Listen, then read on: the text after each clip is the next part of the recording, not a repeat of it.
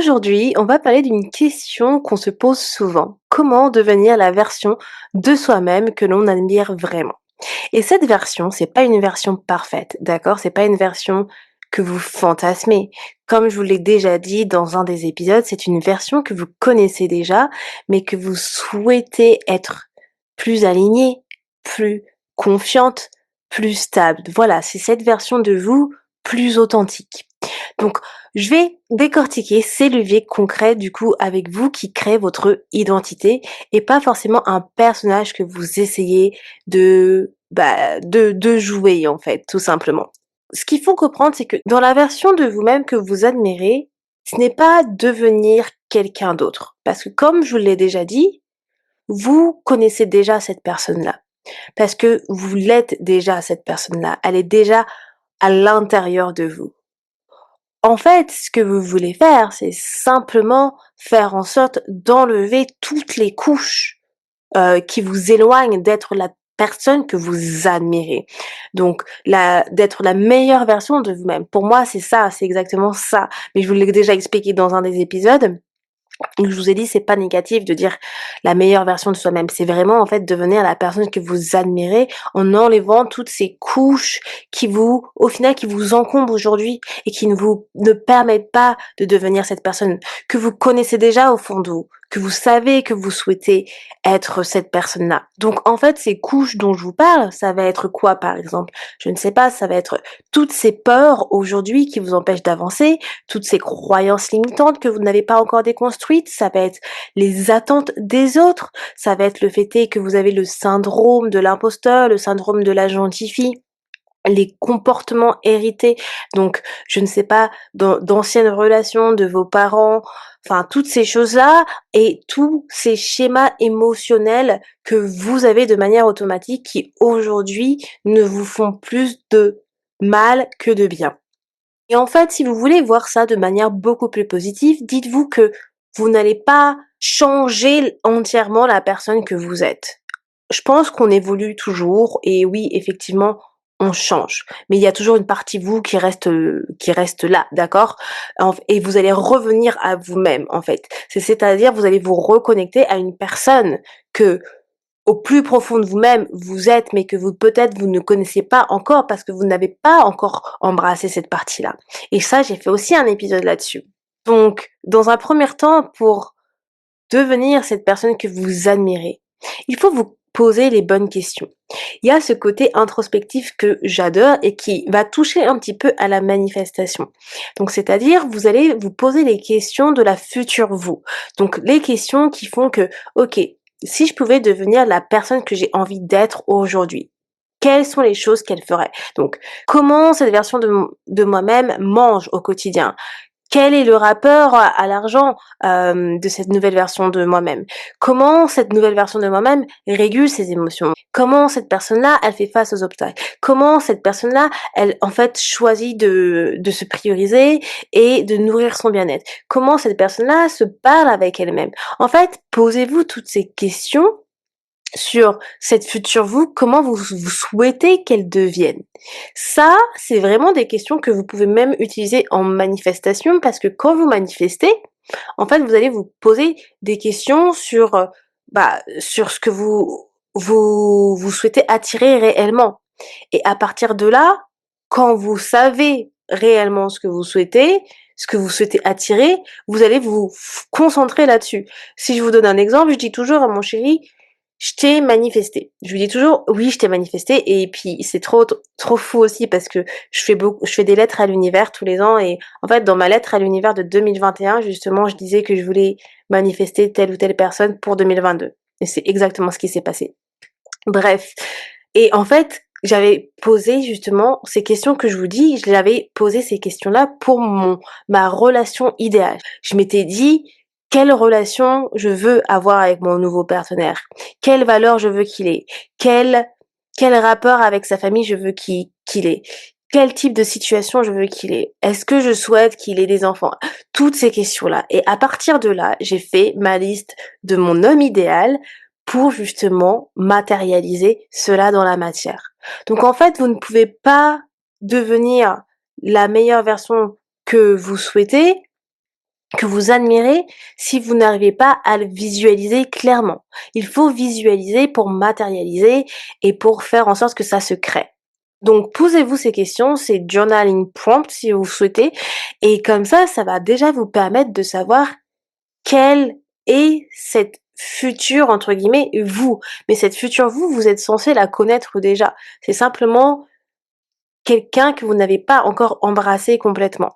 Ensuite, le deuxième point qui est très important, c'est la partie identitaire. Donc, en fait, les neurosciences, ils ont montré que les actions vont suivre votre identité. Donc, tout simplement, si vous vous voyez comme quelqu'un de stressé, bah forcément, vous allez agir tel quel. Si vous vous voyez comme une femme ou bien un homme, si vous êtes un homme, discipliné, quelqu'un d'ambitieux, de bosseur, forcément, votre cerveau va chercher cette preuve de ça pour devenir cela.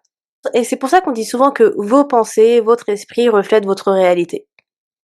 Ce n'est pas du blabla.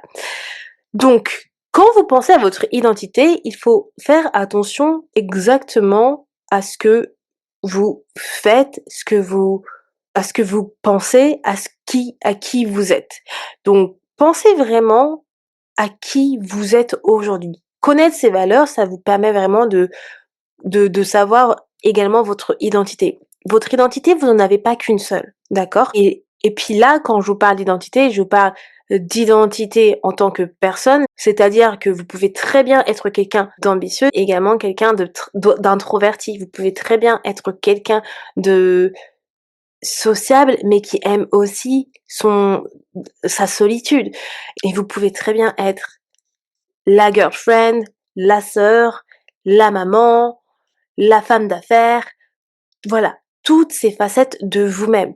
Parce que souvent, je prends l'exemple des femmes, les femmes, on se concentre sur une seule identité. Ah bah je suis introvertie donc voilà, je me considère comme une introvertie, ou je suis maman, je reste dans mon rôle de maman. Et là du coup, votre cerveau, il va chercher toutes les preuves que vous êtes maman et rien d'autre en fait. Donc vous allez oublier votre identité de femme, votre identité de sœur, d'amie, en fait tout.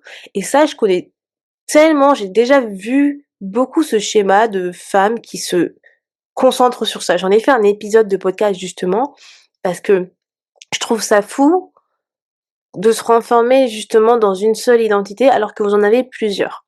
Mais ce qu'il faut savoir, c'est que voilà, vous pouvez avoir plusieurs identités et que ces identités-là, tant qu'elles vous ressemblent, ça va changer les résultats sur votre vie, clairement. Vos identités, en général, elles sont attachées à vos valeurs, selon moi. Donc, faites cette introspection de connaissance de soi. Essayez de retravailler sur vos valeurs, de savoir qui vous êtes en tant que personne et de vous poser des questions introspectives.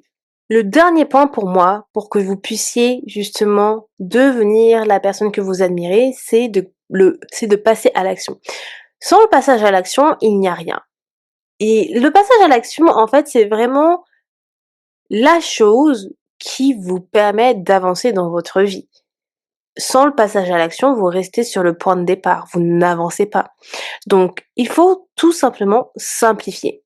Parce que la version future de vous-même, c'est une personne qui est concentrée, qui n'est pas dispersée, et désordonnée. Donc, il faut arrêter de vous raconter, de vous trouver des excuses en vous disant je n'ai pas le temps, je ne suis pas prête, oh, ou je ne sais pas si je devrais le faire. Enfin, tout ça, ce sont des histoires et c'est pas forcément des réalités.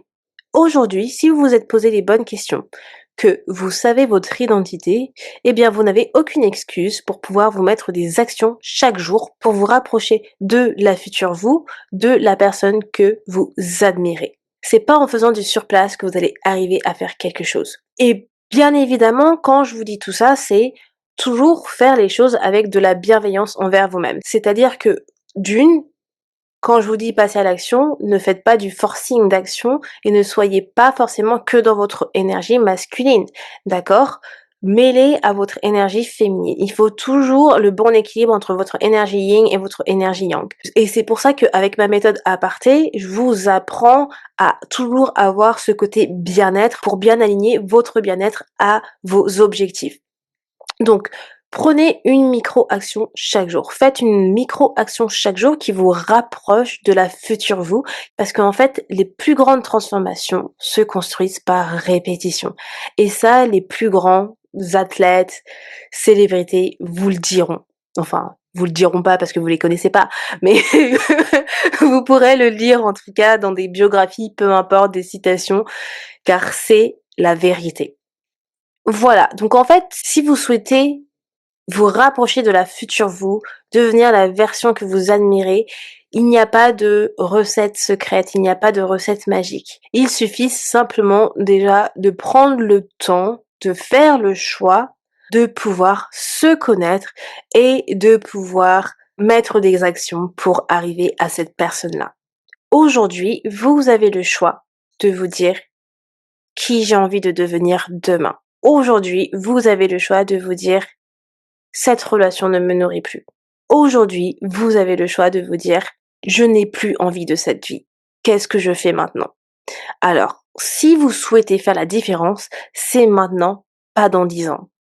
Voilà les amours pour cet épisode du jour. Dites-moi si ça vous parle, dites-moi si vous avez besoin d'entendre ces mots parce que souvent, je sais que sur les réseaux, on me dit tout le temps: «Andy, merci parce que j'avais besoin d'entendre ça». C'est vraiment mon petit coup de boost qu'il me fallait, donc j'espère que ce feel boost épisode vous a plu. Si c'est pas encore fait, n'hésitez pas à vous abonner à ma chaîne et à cliquer sur la cloche pour pouvoir recevoir justement une notification pour les prochains épisodes. Sur ce, moi je vous dis à demain pour un nouvel épisode. Ciao tout le monde!